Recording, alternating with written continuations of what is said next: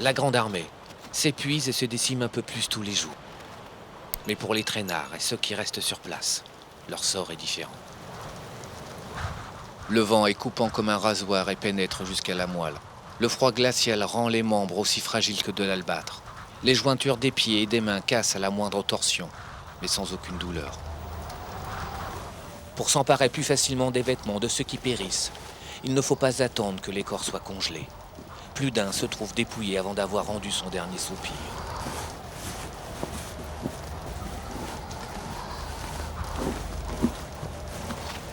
Mémoire du sergent Bourgogne. Épuisé par cette marche inhumaine, je quittai les rangs et rejoignis quelques soldats.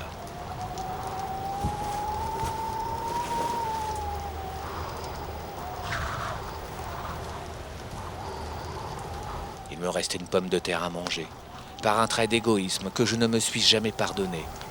Je ne voulais pas la partager avec mes amis qui mouraient de faim. Mais ce n'était plus que de la glace. Mes dents glissaient dessus sans pouvoir en détacher un morceau.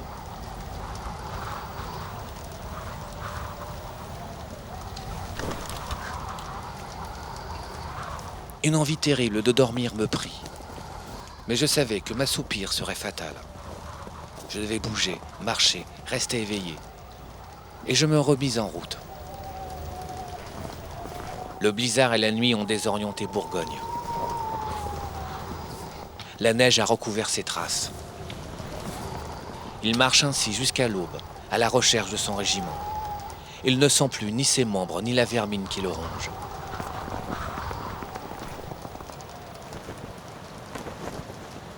Au petit matin, il découvre les restes d'un convoi. L'espoir de trouver des vivres, de quoi subsister encore quelques heures sur cette terre de malheur.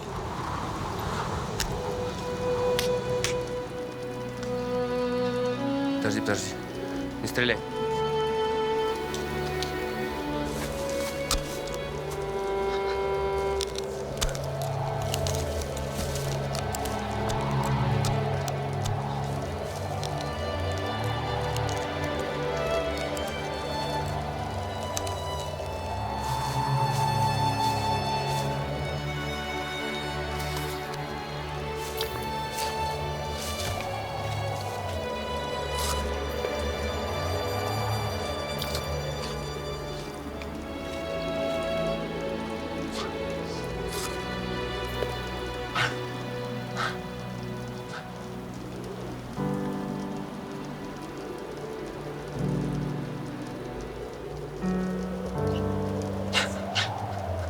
Mémoire du sergent Bourgogne. Il faut avoir senti la rage de la faim pour comprendre. L'on mangerait le diable s'il était cuit. Может быть, в плен возьму? Его хоть так кормят. La haine se mêlait à la compassion. Mais les soldats russes souffraient aussi de privation.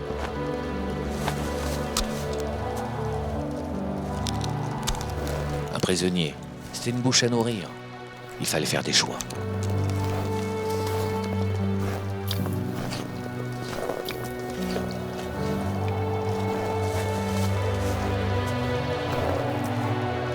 Au fur et à mesure que les troupes progressent, elles laissent derrière elles des égarés, des attardés, des malades, etc. Et immédiatement, ces hommes sont faits prisonniers. Le sort des prisonniers variait selon les cas de figure. Ceux qui avaient la chance, entre guillemets, d'être remis à l'armée régulière étaient conduits sous escorte vers l'Est pour éviter qu'ils reviennent combattre. Et puis, il y a ceux qui vont connaître un sort encore plus terrible. On laissait les malheureux prisonniers dépouillés de tout aux mains des communautés villageoises qui souvent les mettaient à mort. Alexandre, choqué de ces révélations, fera tout pour interdire pareille pratique, promettant une récompense aux soldats et aux paysans, qui confient les prisonniers à une autorité civile en vue de les placer sous garde sûre. Mais les exactions contre les prisonniers sont aussi le fait des Français. À Smolensk, 600 prisonniers russes jugés inaptes à la marche ont été exécutés. Alexandre s'impatiente. Il sait le dénouement proche. La Bérésina, l'occasion unique. Il donne à ses hommes l'ordre de capturer Napoléon. La Bérésina, c'est une bataille qui va marquer les esprits dans la campagne de Napoléon, c'est le nom d'une rivière, et d'une rivière qui fait obstacle à l'armée de Napoléon. Et Kutuzov a l'idée que la Bérésina sera l'obstacle qui lui permettra d'encercler Napoléon et de s'emparer de son armée. Donc l'armée qui arrive de Moscou s'approche de la Bérésina et espère franchir la rivière à un endroit qui s'appelle Borisov, où il y a un pont. Oudinot, à peine remis de graves blessures, fond avec hardiesse sur la ville de Borisov, dont il s'empare sans difficulté. Mais les Russes ont incendié le pont de Borisov. C'est donc un pont en proie aux flammes qu'Oudinot découvre, partiellement détruit, condamnant le seul accès qui permettait de franchir la Bérésina. Oudinot ordonne sans tarder des missions de reconnaissance afin de trouver un autre passage. Malgré la neige abondante, l'une de ces unités conduites par Courbinot va avoir de la chance. Égarée sur l'autre rive, elle croise un paysan trempé jusqu'aux aisselles et en déduit la présence d'un passage agué aux environs. Le paysan interrogé leur indique le passage.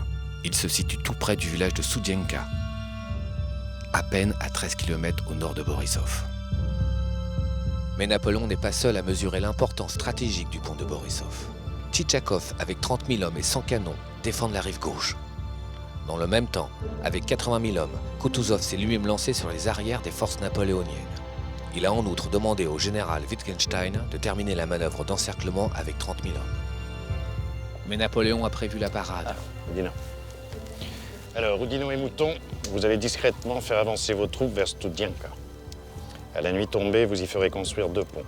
Un pour le passage de l'artillerie et des attelages, un autre pour l'infanterie et les cavaliers. Attendez, Lauriston. Au même moment, ici, en aval de Borisov, sous les yeux de l'ennemi, nous allons reconstruire le pont de Borisov. Mais contrairement à ce que croiront les Russes, nous n'allons pas nous en servir.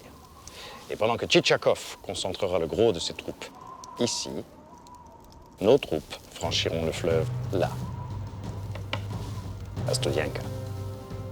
La situation apparemment désespérée de sa grande armée n'avait pas entamé la sérénité de l'empereur. Tout autre que lui eût été accablé, écrira Caulaincourt. Mais Napoléon était plus grand que son malheur. L'espoir l'enivrait plus que le plus grand revers ne l'abattait. Napoléon va avoir l'idée géniale du leurre, qui va de fait fonctionner très bien, puisqu'il va ordonner, une fois Borisov repris par les Français, il va ordonner beaucoup de constructions ostentatoires à Borisov pour donner le sentiment, l'impression russe qu'il va passer par là. Et de nuit, dans la plus grande discrétion, feux éteints, il va commencer à ordonner le transfert de ses hommes dans le sillage des pontonniers des Blés chargés de construire les 2 fameux ponts à hauteur de la Studienka.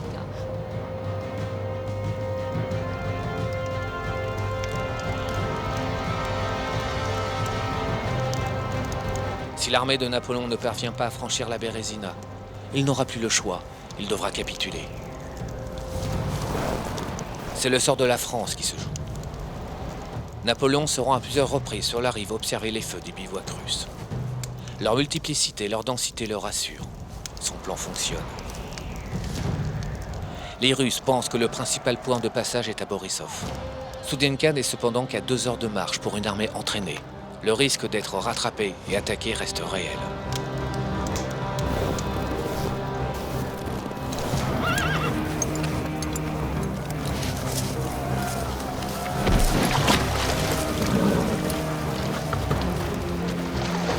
Il faut protéger la rive droite de la Bérésina, au niveau de Studienka. Napoléon ordonne aux 50 cavaliers du général Courbinot de traverser à la nage. Chaque monture transporte en plus un fantassin sur sa croupe.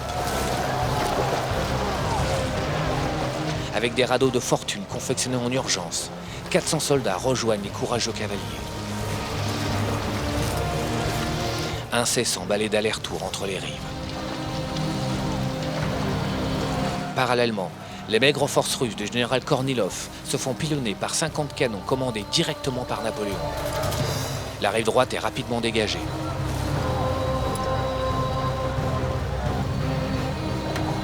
Deux heures plus tard, on commence à installer les chevalets. Le général Eblé n'hésite pas à donner l'exemple et se jette le premier dans l'eau glaciale.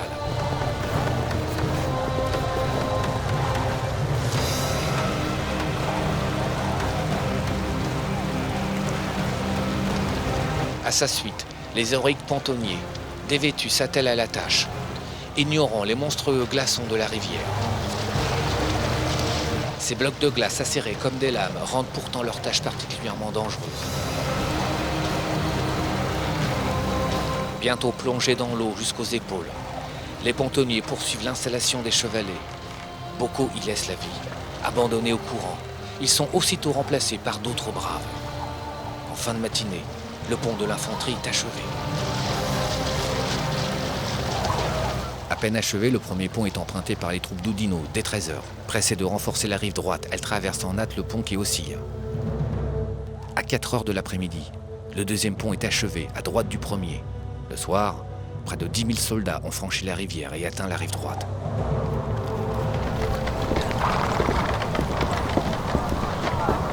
La nuit arrive, il faut en profiter.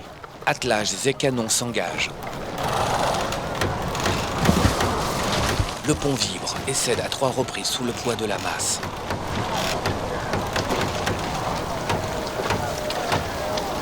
Les pontonniers se rejettent à l'eau, dévoués. Il faut réparer ou remplacer les portions détruites. Le temps presse. Par moins 30 degrés, ils remettent le pont en état en moins de 3 heures.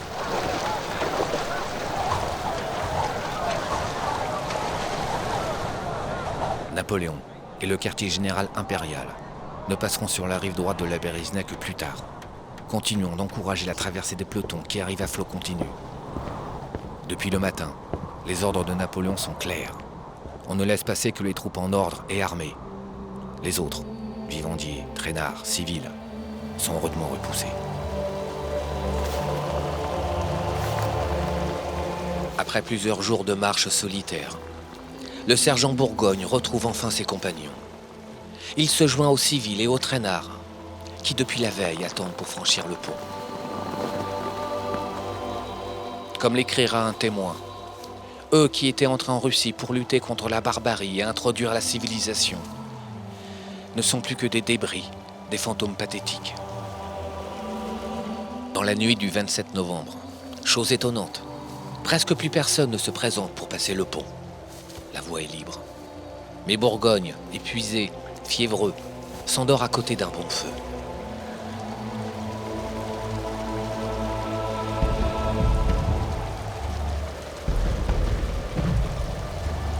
Au petit matin, il est réveillé par des coups de canon. Il comprend alors que, pour avoir une chance de survie, il lui faut impérativement franchir le pont. Mieux vaut mourir d'un coup de boulet que de froid ou de faim. À 7h du matin, absolument seul, il se lève, prend ses armes et sans rien dire à personne, avance vers le pont. Les membres gelés, les os aussi fragiles que du verre, rendent sa marche extrêmement difficile. Mémoire du sergent Bourgogne. J'ai vu les femmes supporter avec un courage admirable toutes ces peines. Il y en a même qui faisaient honte à certains hommes, qui ne savaient pas supporter l'adversité avec courage et résignation.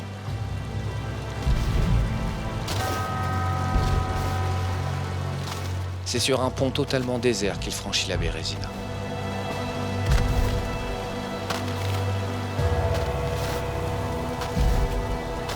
Lorsque je fus de l'autre côté du pont, j'aperçus, sur ma droite, une grande baraque en planches. C'était là où l'empereur avait couché et où il était encore. Bourgogne a atteint la rive droite et rejoint ses camarades. Mais il ne sait pas que 4 heures plus tard, le cauchemar va recommencer.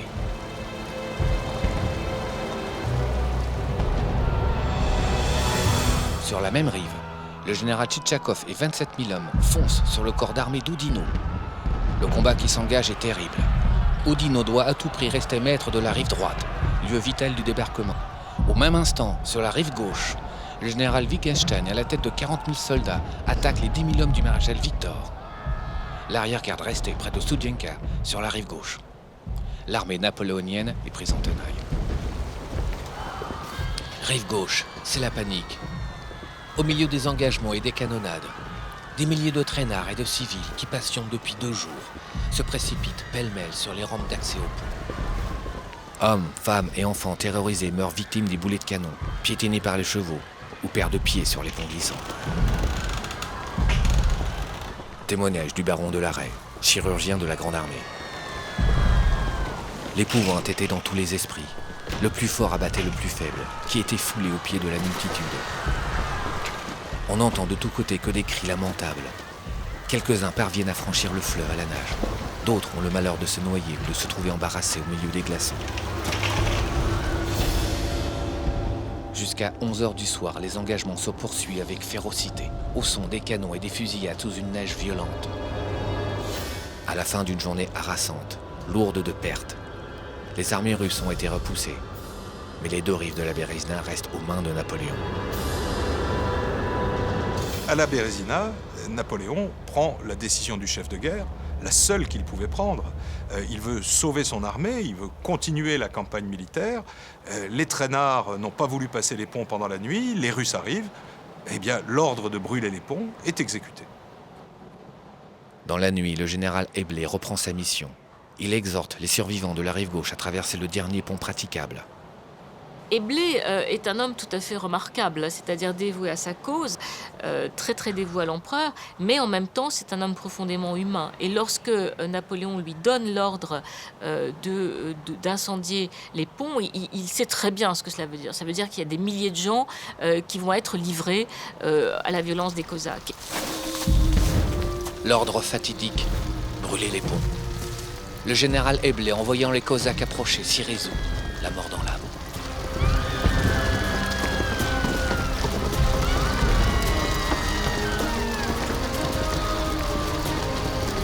Dès les premières flammes, c'est la cohue pour traverser. Les traînards accourent de toutes parts.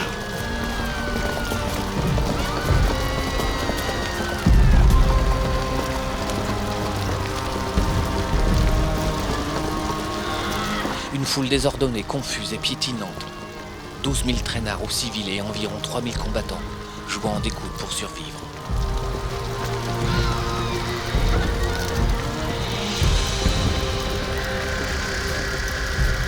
Vue de la rive droite impuissante, la rive gauche n'est qu'un théâtre d'horreur et de souffrance. La panique est générale, chez les malheureux pris entre deux feux, acculés par les Cosaques qui ne font pas de quartier. Pris au piège des ponts livrés aux flammes. Impossible d'avancer, impossible de reculer.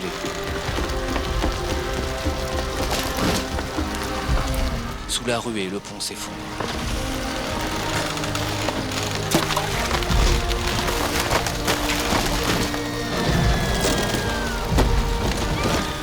Hommes, femmes, enfants trépassent au milieu des flammes ou se noient dans l'eau glacée.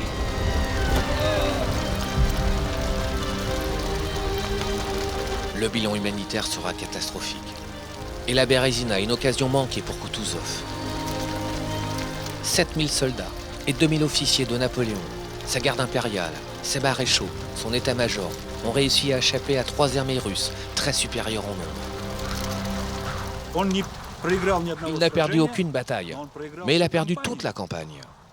Plus de 600 000 personnes ont cessé d'exister. Ils sont devenus prisonniers ou sont morts en Russie. C'est le résultat de la campagne. De fait, pour les Russes, la Bérésina, c'est un échec, puisque eux voulaient capturer Napoléon. La bataille de la Bérésina est à la fois un désastre et une victoire pour l'armée française. En effet, sous bien des aspects, elle est devenue source de fierté. Des milliers de Français sont morts à la Bérésina. Ce qui importe vraiment, c'est que l'essentiel de l'armée française s'est échappé. Et par l'essentiel de l'armée française, je veux dire ses généraux, ses officiers d'état-major, tous les cadres militaires indispensables. Napoléon était capable de lever une nouvelle et redoutable armée en 1813. En ce sens, ce fut une victoire. Le 5 décembre, au 48e jour de la retraite, Napoléon, qui ne supporte plus d'être sans nouvelles de sa capitale, prend la décision de rentrer à Paris. Il ordonne à Caulaincourt de l'accompagner. En 10 jours et 10 nuits, ils seront en Allemagne. Après avoir traversé le duché de Varsovie, ils font étape en Allemagne. Incognito, espère-t-il. Dès que je serai à Paris, je saurai rassurer mon peuple et lui expliquer les raisons de nos batailles. Caulaincourt.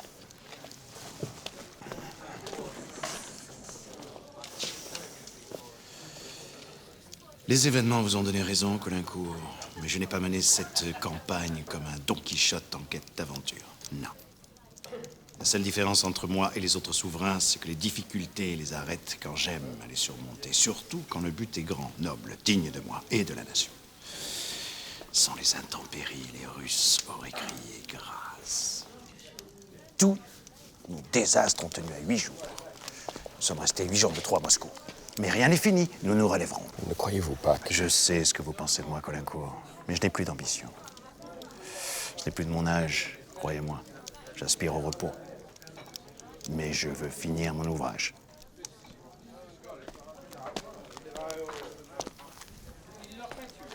Übrigens, Ja, wir sind jetzt schon 2 Stunden hier. Wo bleiben denn die Pferde? Pferde sind gleich gesattelt, mein Herr. Ich kann doch kaum glauben, dass diese Post über kein Pferd verfügt. Und dass meilenweit kein zu finden ist. Die Zeiten sind hart, mein Herr. Das ist Napoleons Schuld. Gerade heute Morgen haben uns Plünderer schon wieder 2 Reitpferde gestohlen. Convaincu que ce maître de poste les retarde à dessein, Caulaincourt redoute une embuscade. Ich weiß, dass du Pferde hast. Wo versteckst du sie?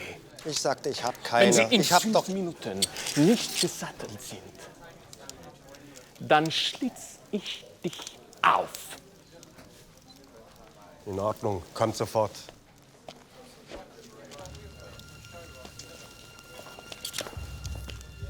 Trois jours plus tard, Napoléon fera son entrée aux Tuileries. Pendant que la Grande Armée n'en finit pas de battre en retraite, à travers des forêts enneigées, marécageuses et verglacées, toujours poursuivie et harcelée par les Cosaques et les troupes de Koutouzov. La population française ne doute pas de Napoléon après 1812. D'ailleurs, elle ne doutera pas de Napoléon jusqu'à la fin, jusqu'en 1814. Napoléon a joui d'une part d'une relative popularité, même d'une popularité certaine, mais surtout on a très confiance en lui. C'est quand même un homme qui vient de passer les 12 dernières années à remporter toutes les batailles qu'il a livrées. Et on se dit, bon, il y a eu un accident en Russie à cause de l'hiver, alors que ça n'est pas seulement à cause de l'hiver, et que l'empereur va tout réparer. La campagne de Russie marque pourtant le début du déclin pour le Premier Empire. 2 ans plus tard, ce sera la défaite contre les Anglais, à Waterloo, et la France retrouvera ses frontières d'avant 1790.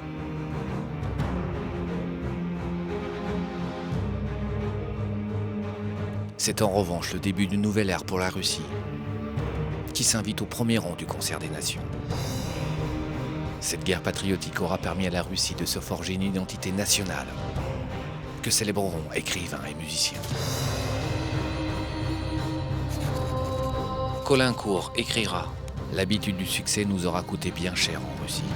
Nous n'avions jamais appris à battre en retraite. » Dans cette longue débâcle, l'empereur fut tout aussi incertain, aussi indécis, du premier au dernier jour. La fortune lui avait si souvent souri qu'il ne put jamais la croire tout à fait infidèle.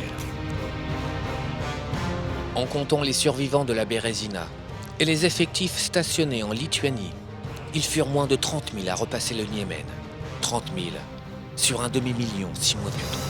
Plus de 200 000 soldats de la Grande Armée sont morts au combat, de froid, de faim ou de maladie. Plus de 150 000 ont été faits prisonniers. Chez les Russes, les pertes s'établissent à 300 000 morts, dont la moitié au combat.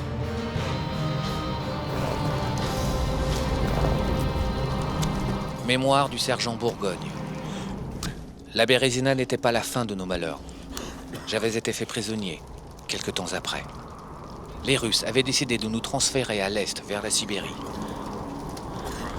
Mes compagnons d'infortune pensaient qu'il valait mieux être captifs, mangeant des pommes de terre, que de mourir libres, de faim et de froid sur le grand chemin.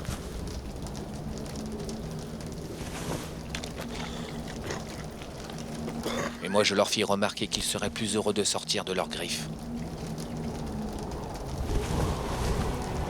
Plusieurs milliers d'entre nous trépassèrent avant d'atteindre la Sibérie.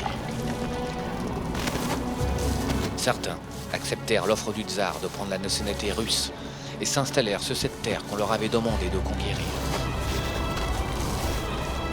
Quant à moi, je réussis finalement à m'enfuir. Au printemps 1813, j'étais de retour en France.